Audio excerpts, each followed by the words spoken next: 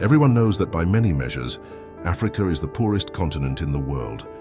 Evidence shows that 24 out of the 30 countries with the lowest nominal GDP per capita are in Africa, and similarly, 27 out of the 30 countries at the bottom of the Human Development Index are also in this continent. Africa is also one of the least urbanized regions, with the majority of its population living in rural areas far from economic centers and opportunities.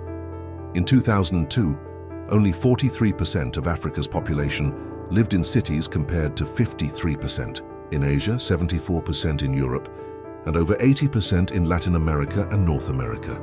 Besides chronic poverty, Africa is perhaps most known for its continuous wars and conflicts that have raged for decades. Since 1960, the continent has suffered countless bloody conflicts, with at least 5 major wars, each claiming over 1 million lives, and dozens of other conflicts, causing hundreds of thousands of deaths. What is surprising is that all of this has happened despite Africa's immense natural resources, particularly minerals. The continent has provided nearly half of all the gold ever mined in human history and still accounts for about 1/5 of global gold production. Africa also has the world's largest reserves of diamonds and platinum, along with important minerals like phosphate for fertilizer, cobalt for batteries, bauxite for aluminum, copper, uranium, petroleum, and natural gas. For example, the Democratic Republic of the Congo, the second largest country in Africa, is estimated to have mineral reserves worth $24 trillion at 2002 market prices, yet its GDP that same year was only around $66 billion, meaning its mineral wealth was more than 360 times its annual economy. Why then does Africa remain poor despite its vast resources and status as the cradle of humanity? It is difficult to provide a simple answer because numerous factors contribute to this situation, from the legacies of colonialism and the slave trade to modern-day resource exploitation and widespread government corruption. Africa is a vast, diverse, and historically rich continent, and it is impossible to explain its poverty with just a few isolated reasons. However, in this video, we will focus on one critical aspect: geography. We will explore how geography has posed major challenges and held back the development of African societies throughout history. First, let's be clear. Africa is truly vast. You could easily fit Russia, China, India, and Vietnam into Africa and still have room to spare. With such a massive area, the distances between regions in Africa are much greater than we usually imagine. Unlike Europe and Asia, Africa stretches primarily north to south rather than east to west. The distance from its northernmost to its southernmost point is 8,000 kilometers, equivalent to the distance from Portugal to Nepal. This north-south orientation and its unique position on Earth mean that Africa is the only continent that crosses all 3 major latitude lines: the Tropic of Cancer, the Equator, and the Tropic of Capricorn. As a result, Africa is the only continent that lies entirely within the tropics, creating incredible climatic diversity across its regions. Moving from north to south, one passes through mild Mediterranean climates, the dry Sahara Desert, semi-arid Sahel, vast grasslands, and humid tropical rainforests, before encountering similar climates again in the south. These rapid and dramatic climate changes are more intense than in other continents, especially compared to Eurasia, which has a relatively stable and less volatile climate. Africa contains vast areas of semi-arid desert and large jungles that are much more extensive than those in Eurasia, making agricultural and pastoral development more difficult. Notably, the Sahara Desert, the hottest desert in the world, has acted like a formidable wall, isolating sub-Saharan Africa from the rest of the world for thousands of years. With an area roughly the size of the United States, the Sahara is an unforgiving and challenging landscape that has historically divided Africa into 2 separate parts. Throughout history, trade routes, ideas, and technologies have often struggled to traverse the 2,000 kilometers of this barren desert. Even today, crossing the Sahara remains a formidable challenge, with only a few highways and no north-south railway lines, making camels still the most efficient mode of transport in many areas. Although the Sahara is a well-known geographical barrier, It is only one of many factors that have isolated sub-Saharan Africa from the outside world. Another peculiar feature of the continent is its relatively smooth coastline, which lacks natural harbors. No matter which part of Africa's coastline one visits, one will find beautiful beaches and protruding shorelines, but it is difficult to find deep, sheltered bays where ships can dock safely and unload cargo easily. This becomes even clearer when comparing Africa's coastline length to other continents. Despite being 4 times larger than Europe, Africa's coastline is only 1/6 the length of Europe's, thanks to Europe's jagged coastlines with numerous bays and harbors that give it a significant advantage in maritime trade. To illustrate this point, consider the Chesapeake Bay in the United States, a large body of water with cities like Washington, D.C. and Baltimore, whose combined coastline length alone is equivalent to over 60% of the entire African coastline. The lack of natural harbors has made it difficult for African people to develop maritime trade and build strong navies. Additionally, the shallow coastal waters in many parts of sub-Saharan Africa prevent large ships from approaching the shore without running aground, forcing merchant ships to anchor offshore and use small boats to transport goods to the coast, a time-consuming and costly process. Historically, when Arab traders began exploring the East African coast, they found no suitable natural harbors until they discovered Zanzibar, located about 35 kilometers from the mainland. There, a rare and well-sheltered port allowed them to establish an important trading station that eventually grew into the prosperous city of Zanzibar. However, the lack of harbors is not the only problem. Almost no African rivers are navigable all the way to the ocean, making it extremely difficult to transport goods from the interior of the continent to global markets. To understand this issue better, we need to examine Africa's unique terrain. In most areas, especially outside of West Africa, the land rises sharply from the coast, forming a series of steep cliffs that create narrow coastal plains, often just tens of kilometers wide, with high mountains behind them. Even in places with some natural harbors, they are often connected to only limited hinterlands, offering little room to develop civilizations and trade. Compare this to Europe, where ports like Phoenix and Teriata do not connect directly to the vast alluvial plains, or ports in northern Europe such as Hamburg, Rotterdam and Dansk that are connected to the vast North European plain. Much of inland Africa is a plateau, with almost all of the continent at an elevation above 3,000 meters above sea level and half of its land at an elevation above 760 meters. Because the elevation changes abruptly near the coast, rivers that originate inland are forced to descend rapidly, creating powerful rapids and waterfalls, making their use as navigable waterways impossible. A typical example is the Congo River, the second longest river in Africa and the 9th longest in the world. Over a stretch of 350 kilometers near the Atlantic Ocean, the Congo River drops by 270 meters, forming the largest, most powerful, and most dangerous chain of rapids in the world. This barrier makes it nearly impossible to transport goods from inland Congo to the ocean. For comparison, in the last 800 kilometers before reaching the Atlantic Ocean, the Amazon River drops only about 6 meters, a huge difference. The Congo is not the only river with this problem. The Niger River, the 3rd longest river in Africa, rises only about 320 kilometers from the sea in West Africa, but flows deep inland before turning back to the sea, forming a long loop of up to 200 kilometers. Due to the relatively flat terrain of West Africa, the Niger is considered the most navigable river in sub-Saharan Africa, with approximately 3/4 of its length usable for water transport from the river mouth in Nigeria to the city of Onitsha, about 200 kilometers away. The Niger is navigable year-round, but farther inland its navigability depends on the season and rainfall. During the dry season from November to early summer, the Niger's water level can drop to just 4 meters in some stretches, posing difficulties for large boats.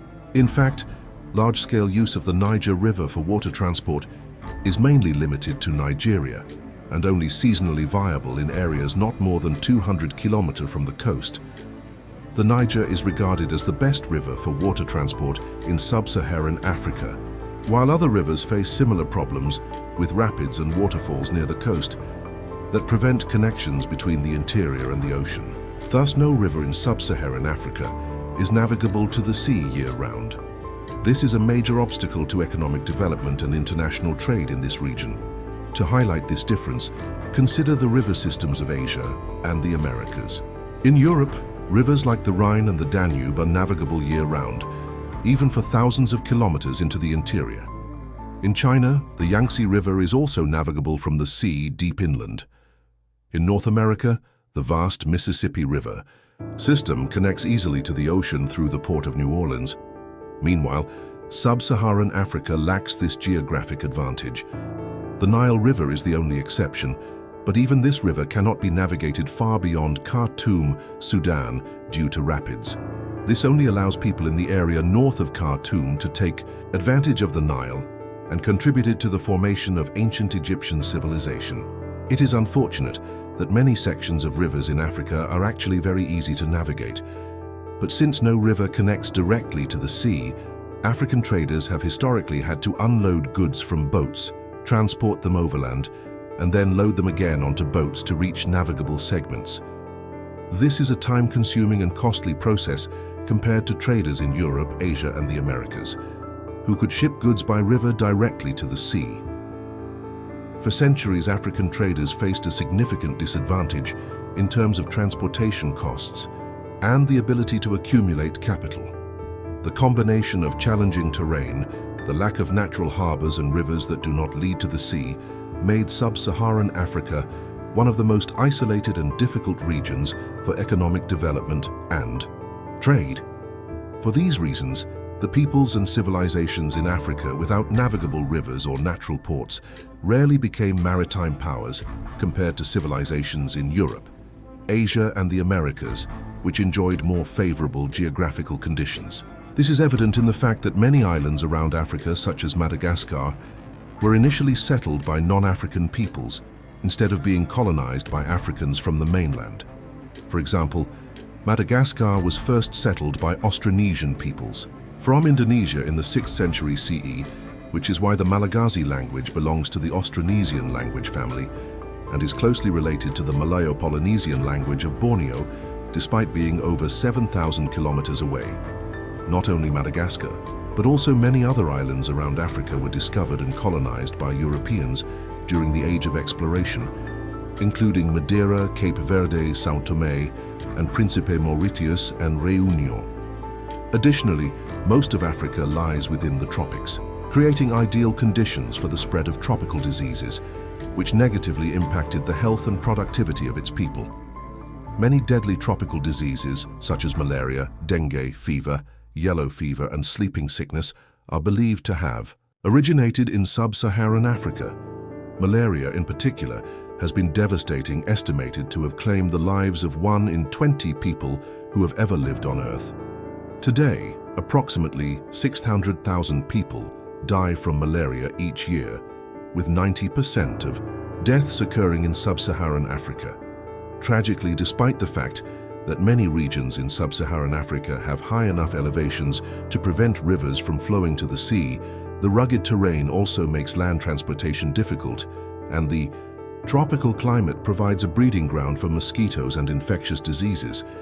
Even areas outside the tropics face other health threats, such as HIV. HIV is believed to have crossed from chimpanzees to humans in the 1920s in Kinshasa, DRC, and spread rapidly across southern Africa, particularly in higher altitude areas that were less affected by malaria.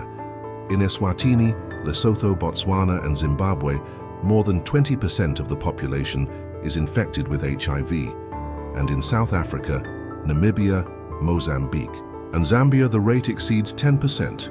HIV continues to reduce life expectancy and hamper the economic development of these countries. In summary, no region of sub-Saharan Africa is free from the burden of diseases that originated there, whether tropical diseases or HIV. This situation is further worsened by the tsetse fly, an insect that carries the trypanosoma parasite, affecting both humans and livestock. The tsetse fly thrives in the tropical regions south of the Sahara and in the Congo. Bausin Highlands. When it bites animals, the tsetse fly injects parasites into the bloodstream, causing fever lethargy and often death if left untreated. The tsetse fly has historically hindered the use of draft animals in agriculture and transportation. In Africa, reducing the numbers of pack animals such as horses and camels, as well as plough animals like cattle and donkeys. The absence of animals has made intensive agriculture difficult, forcing people to rely primarily on human labor.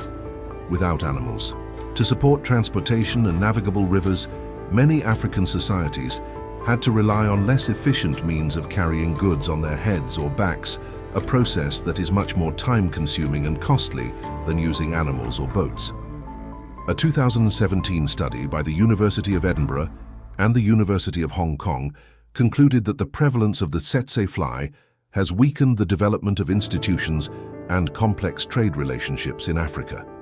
This study suggested that the lack of animals for agriculture and transportation led African societies toward nomadism and division into smaller groups, reinforcing narrow ethnic identities and increasing fragmentation. Furthermore, Africa lacks arable land suitable for agriculture, especially compared to the overall size of the continent.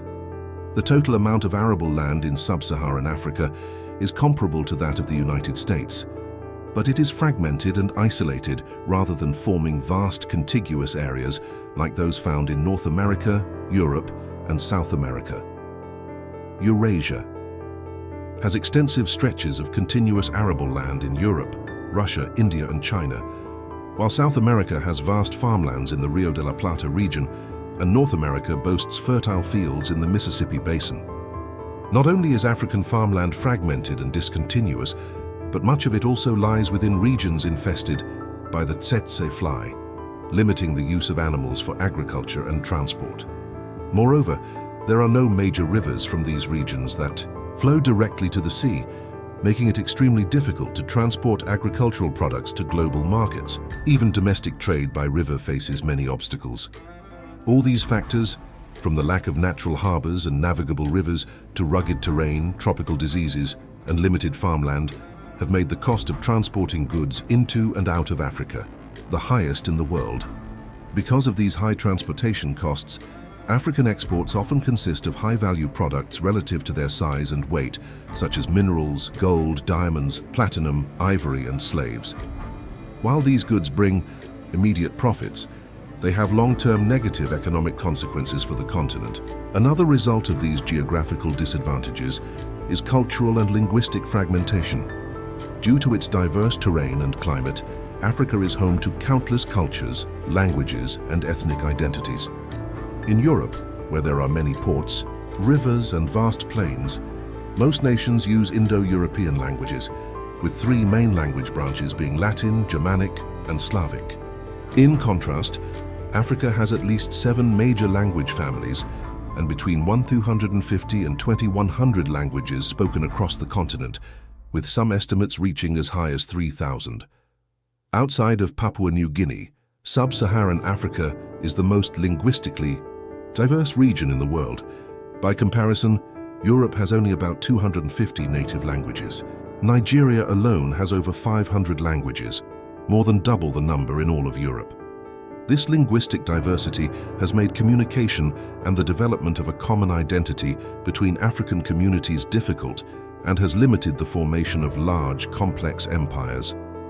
Although there are examples of powerful civilizations in Africa, such as the Songhai Empire in West Africa, where the tsetse fly was less prevalent and the Niger River facilitated transportation, or the Ethiopian Empire in the highlands, where the temperate climate and absence of disease-carrying insects allowed for agriculture and stability. These are exceptions rather than the norm. We are all aware of the negative impacts of European colonialism in Africa, particularly the arbitrary division of territories and peoples. The borders drawn by Europeans split ethnic and linguistic communities and created conflicts between groups. However, few recognize that this division also led to another serious consequence. The emergence of 16 landlocked countries in Africa is more than in any other continent, even compared to the vast continent of Asia. Landlocked countries often face challenges in economic development because they lack coastlines for direct trade.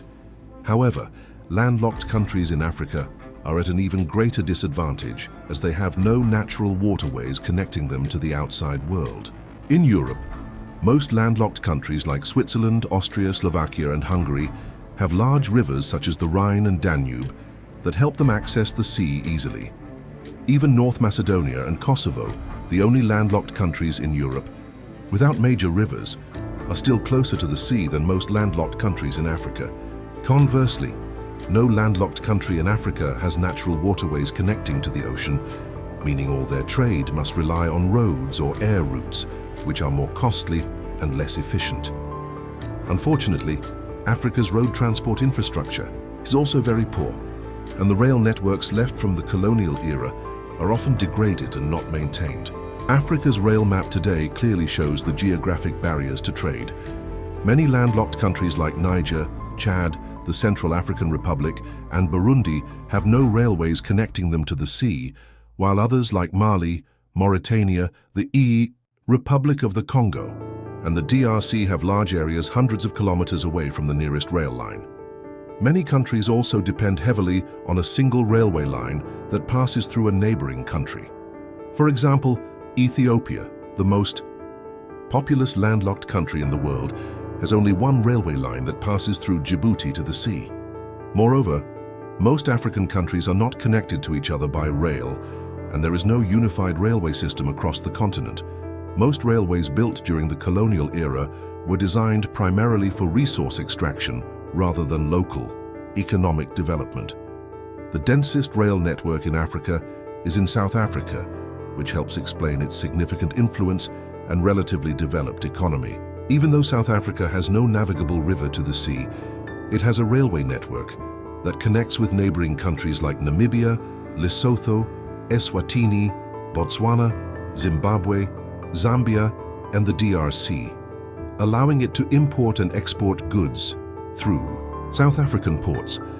Building railways from the coast into Africa's interior has always been difficult due to the steep terrain, such as the railway from Djibouti to Addis Ababa, which rises more than 600 meters in just the first 100 kilometers, and another 1,400 meters in the last 300 kilometers. Most railways and roads in Africa face similar challenges.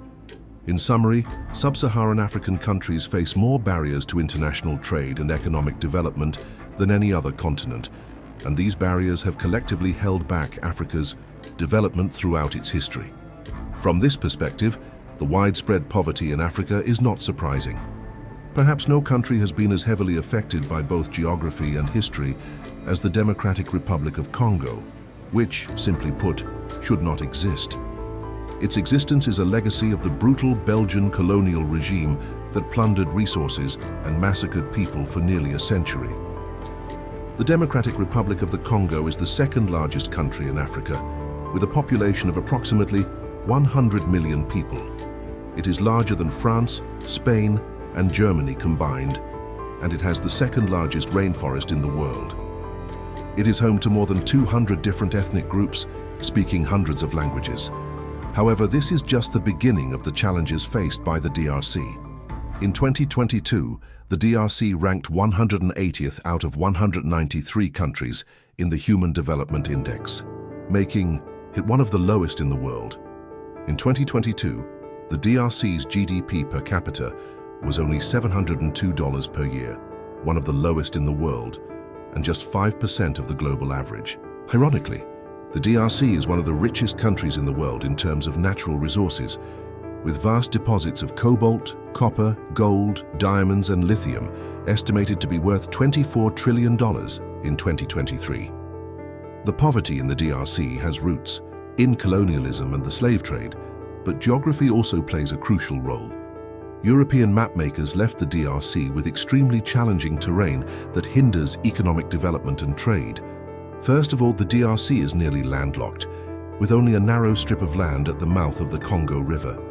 The Congo River, the second longest river in Africa and the DRC's most important geographic feature, is not navigable to the sea, despite being the third largest river in terms of water flow in the world, after the Amazon and the Ganges. The Congo River is blocked by a series of rapids that stretch for 350 kilometers near its mouth, making it impossible to transport goods from the DRC's interior to the ocean. Ironically, beyond these rapids, the Congo River and its tributaries are navigable for thousands of kilometers, forming the largest inland waterway network in Africa. However, due to the lack of sea access, this network is completely isolated. To overcome these geographical challenges, the Belgian colonial government and later the DRC government developed a complex transport route known as the National Route, which connects the Atlantic coast with the eastern regions of the country bordering Rwanda and Uganda. This is probably the most complex and unusual logistics route in the world. Before the railway was built, it used to take people up to 3 weeks to carry goods over the rapids. In 1898, the Belgian administration completed the railway linking the navigable parts of the river in the interior with a short stretch of the river near the coast, reducing the transport time from 3 weeks to just 2 days. Kinshasa, the capital of the DRC, was built at the point where the Congo River ceases to be navigable, after approximately 1,000 kilometers from the rapids at Boroma. Kinshasa and Brazzaville, the capital of the Republic of Congo, are located opposite each other across the Congo River and have become the 2 largest river ports in Africa. From Kinshasa, the Congo River is still navigable to the rapids at Boroma, where the city of Kisangani was founded. However, to continue moving inland, it was necessary to build another railway line to bypass the rapids and connect Kisangani with Umumu, where the Congo River changes its name to the Lualaba River and becomes navigable again. Later, a third railway was built from Kidu to Kalemie on Lake Tanganyika. From there, goods were transported by boat across the lake to Uvira, and then finally transported by truck to Bukavu on Lake Kivu. In summary, transporting goods from the Atlantic Ocean to the eastern part of the DRC required loading and unloading at 8 different stations, involving river, rail, and road transport. This process was incredibly complex and time-consuming, often taking several months to complete. Consequently, air transport remained the most efficient means of moving goods and people throughout the DRC. Valuable minerals were often transported by plane instead of by road or river. The difficult transport corridor between the west and the east was also one of the reasons why the central government of the DRC could only maintain limited control over the eastern territories, where rebel groups and warlords operated. This area became a black hole on the world map and was the site of one of the deadliest wars since World War II. From 1998 to 2003, the conflict claimed the lives of more than 5 million people. However, this war remained little known outside the region. The war in eastern DRC devastated the country's already poor infrastructure, rendering many highways unusable, which further increased dependence on the complicated and costly national transport network or air transport. Thank you for watching the entire video. If you enjoyed it, please like and leave a comment below. Now goodbye and see you in the next video.